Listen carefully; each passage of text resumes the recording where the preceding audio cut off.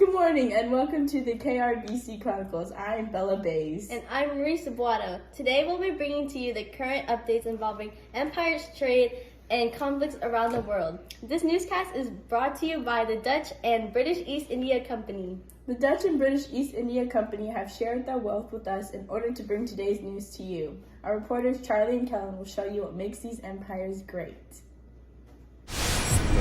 All right, thanks. So the British East India Company was formed for the exploitation of trade with India by the British in the 1600s.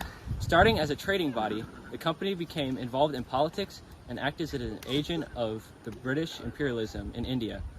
Unlike the Dutch, they didn't enslave people, but they still forced them to work for them and took their cotton and other textiles to trade elsewhere.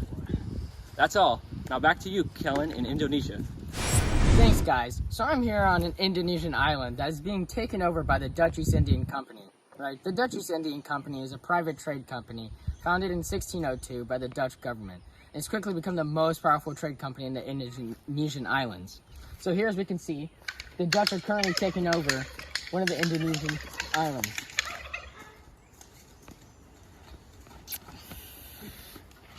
So the Indonesians are forced to work for the Dutch, right? And they give them all their products, but this ends up ruining the economies of the Indonesians. But hey, the Dutch really improved by this.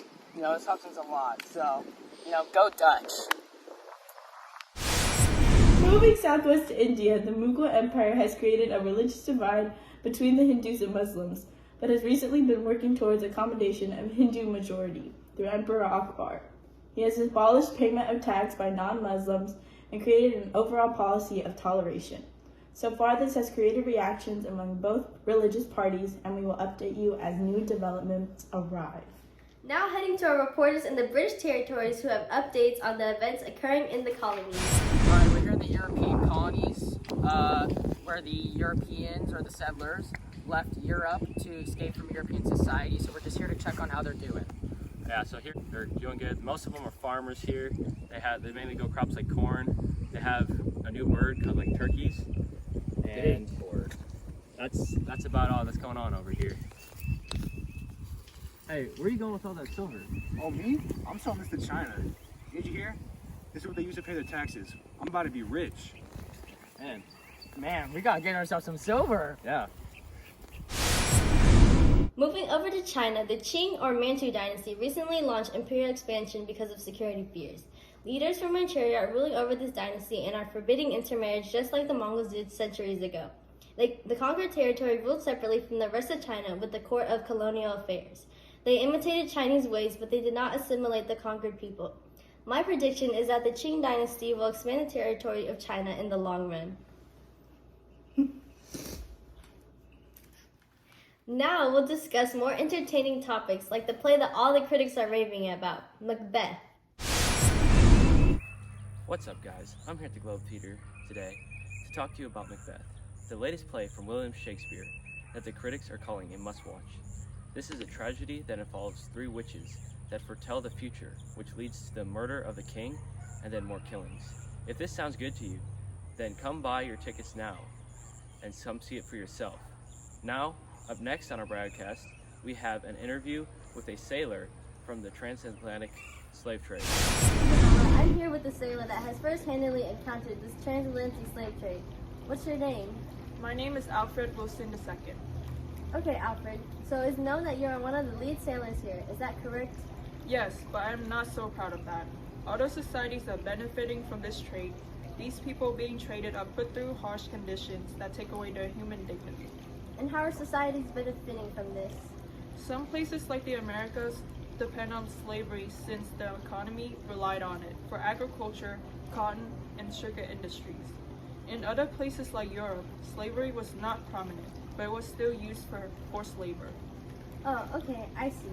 Last question. How are the slaves themselves being impacted?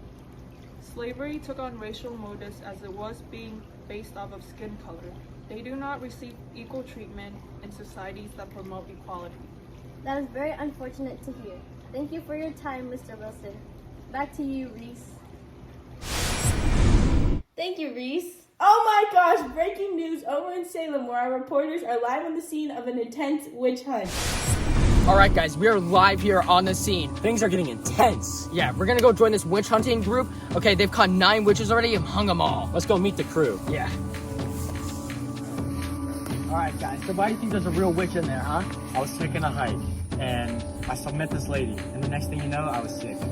Well, one time she looked at me funny, and the moon turned yellow, and all my chickens died, and she was saying some weird words. I think she's on now. Let's go take a look. Oh God! The door just moved.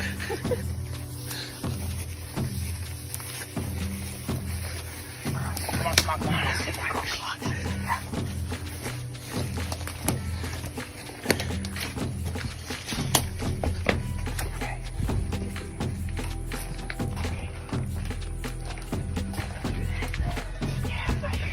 It's a black witch.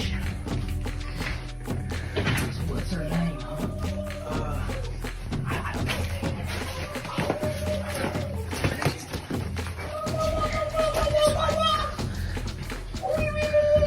Whoa! Stop! Get her! Get her!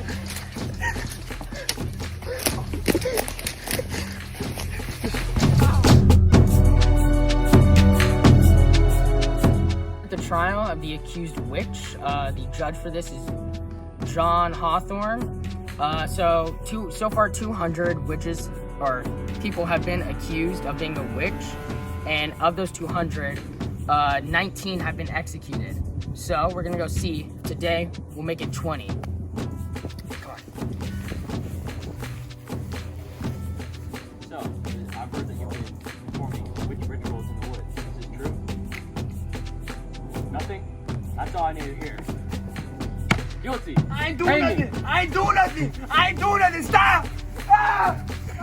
Oh god, we can't show this. Cut.